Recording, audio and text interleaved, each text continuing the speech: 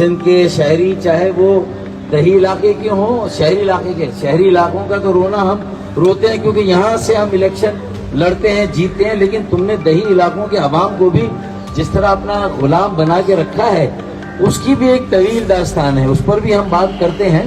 लेकिन एक मसला जो अभी उजागर नहीं हुआ वो जमीनों पर कब्जे का है, चाहे वो सनतकारों की जमीनें हो, चाहे वो ताजरों की जमीनें हो, चाहे वो हमारे तामीरात के शोबे से ताल्लुक रखने वाले बिल्डर्स और डेवलपर्स की जमीनें, उन पर भी जिस तेजी के साथ ये 15-16 सालों में कब्जा हुआ है, मेरे ख्याल में इससे पहले इसका रिकॉर्ड भी कहीं नहीं मिलता, पूरे मुल्क में ऐसा नहीं हुआ जैसा कि सिंध में हुआ है।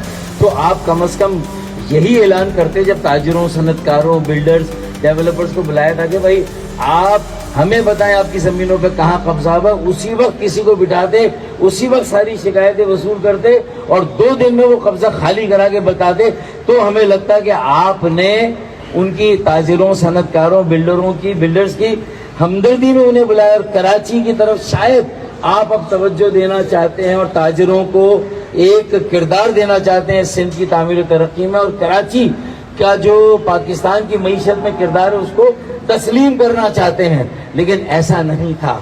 आपको धमकी देनी थी, डांट डपट करनी थी। अगर सिंध की बदतरीन हुक्मरानी के जरिए मुल्क की बका और सलामती को दांव पर लगाएंगे तो फिर पाकिस्तान के आईनी, रियासती इदारे, हुकूमती इदारे आपसे भी बात पुरस करेंगे। और फिर वो भी अगर आप कहते हैं कि वफाक हमसे पूछता नहीं, फैसले करता है, अबे तुमने कौन सा शहरी सिंध में अपनी अपोजिशन को कोई एक पॉलिसी में कहीं पर उन्हें जो है वो कोई किरदार दिया या उनके साथ कोई मशवरा किया? तुमने कौन सा करके दिया? मतलब यह है कि अगर तुमने जो हमारा असर किया, जो हमारे साथ सुलूक किया, आज अगर थोड़ा बहुत तुम भी नजरअंदाज हो गए तो हमने 7वें कौमी मालियाती कमीशन में जो ये सूबों को इजाफी वसाइल मिले उसमें हम तुम्हारे साथ खड़े थे। अगर ये करोगे, अच्छा फिर कह रहे मसाइल नए नहीं है कराची के, तो यार कराची के जितने मसाइल पुराने हैं तुम भी उतने पुराने हो, तुमने उन्हें हल करने के लिए क्या किया? अब वक्त ये कि तुम अपना ऑडिट दो, तुम अपना गोशवारा दो, तुम अपना हिसाब किताब दो।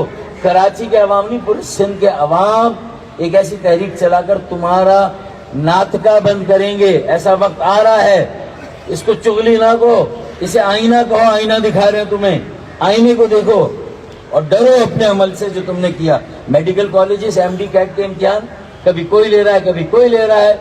वही है कि हमारे जो कराची के, सिंध के शहरी इलाकों के बच्चे उन्हें पीछे, भाई अगर हमारे बोर्ड अलग हैं तो हमारी इन मेडिकल कॉलेजेस, इंजीनियरिंग यूनिवर्सिटीज या जो और प्रोफेशनल कॉलेजेस हैं उनमें फिर हमारा कोटा यार वैसे ही अलग कर दो। हमें कॉम्पीट करा रहे हो लाड़काना नवाब शाह के बोर्ड से, जहाँ का रिजल्ट 90%, हमारा रिजल्ट 30%, फिर हम कैसे कॉम्पीट करेंगे? अगर हमारे बोर्ड के मेयार और तुम्हारे बोर्ड के मेयार, हमें अपने सिंधी भाइयों, बेटे बेटियों, तालिब इल्मों से कोई बुरखास्त नहीं, उनसे कोई शिकायत नहीं, लेकिन उन्हें जो बेसाखी की, जो ये जो इजाफी नंबरों की, जबरदस्ती के इजाफी रिजल्ट की बेसाखी दी जा रही है, इससे सिंध की जो एक तवाज़ुन है वो खराब हो रहा है। यहाँ की माशरत में एक अजीब तफरीक पैदा हो रही, उसको खत्म करो। मेडिकल कॉलेज में इंसाफ करो। K4 का मैंने आपको बता दिया। फिर कराची की जमीनों पर कब्जा हो रहा है, माफियाज के नाम में दे सकता हूँ, लेकिन इंशाल्लाह अगली प्रेस कॉन्फ्रेंस में इसका भी कच्चा चट्टा जो है वो निकालेंगे और देंगे।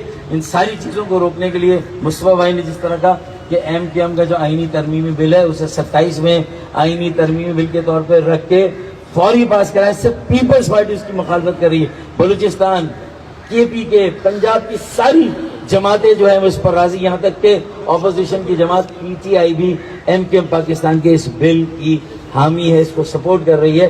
2/3 से ये मंजूर हो सकता है अगर आज इस पर वोटिंग कराई जाए। इसे जितनी जल्दी लाएंगे पाकिस्तान के बहुत सारे बुनियादी मसाइल हल होंगे।